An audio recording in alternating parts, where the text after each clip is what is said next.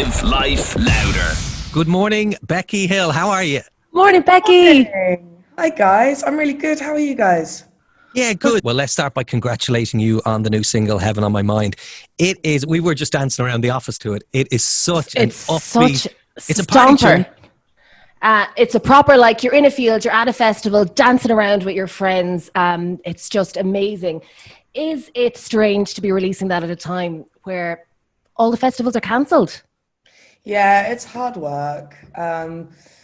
It's hard work to not be able to perform the music that you're releasing to a bunch of people who just want to have a good time. You know, it's become a lot more difficult. But what is so nice is that I think when this song came to me, when Sigala sent me Heaven on My Mind, you know, I was actually going through quite a personally tough year last year, and when this song came to me, I loved it because it was something that I would never have written myself at the time.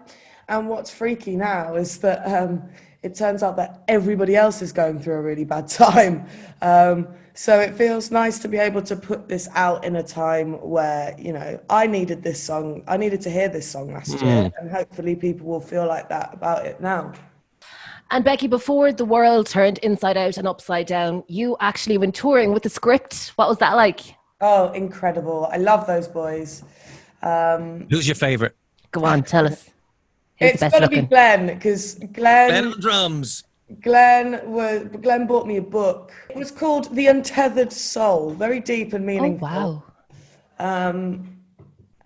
And yeah, he was such a sweetheart. I think he'd been watching my Instagram stories and noticing how kind of nervous I was on tour and that. And he bought me a book that was all about kind of freeing your mind from the inner voice and really From the helpful. ego. Yeah. Yeah. From the what? From the ego. Yeah. Oh, I thought you said the eagle. I was like, oh, I is that thought you said the a word eagle for your as well. demons? The eagles have landed. No, Yeah. the ego, freeing yourself from the So- ego. Is it quite nerve-wracking touring and performing? Or is that, we think that's the best bit for an artist, getting out on stage doing their thing, but does it come with nerves? It massively is the best part. You know, that and creating music is my favorite things.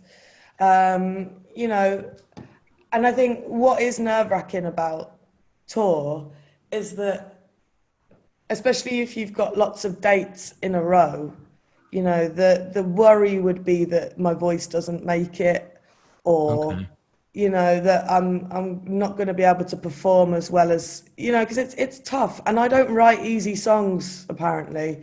You know, they're all really solid to sing. They're really high and vocally very athletic. Yeah. And if you're doing that night after night, you know, your voice can tire and you can get in a bit of a sticky situation. You have a deep love of rave music, is that right? I do. I love it. I love rave music. I love the rave environment. So tell us about your podcast, Becky.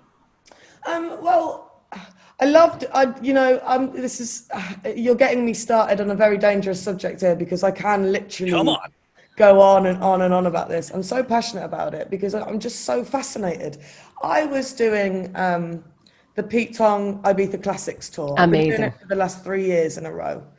I remember I went to see that show as a punter, and when I was stood in the audience watching that show the year before, I turned to my boyfriend and I was like, I really want to be a part of that show.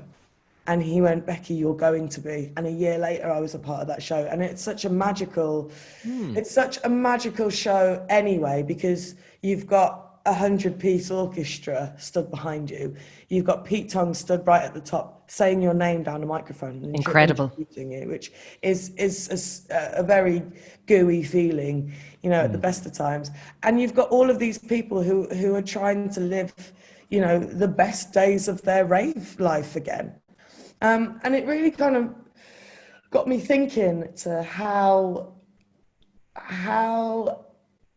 different rave is now. You know, I wanted to know if rave had changed, and over the years I wanted to know, you know, if my generation had missed out on this golden era of rave, and who better to ask than the people I had on. I've got Andy C, Ronnie Size, DJ Zinc, and Pete Tong himself. So it's been such a fascinating thing. I recommend it to anybody who feels either like they've missed out on the golden age of rave or like the golden age of rave is now gone. I recommend it.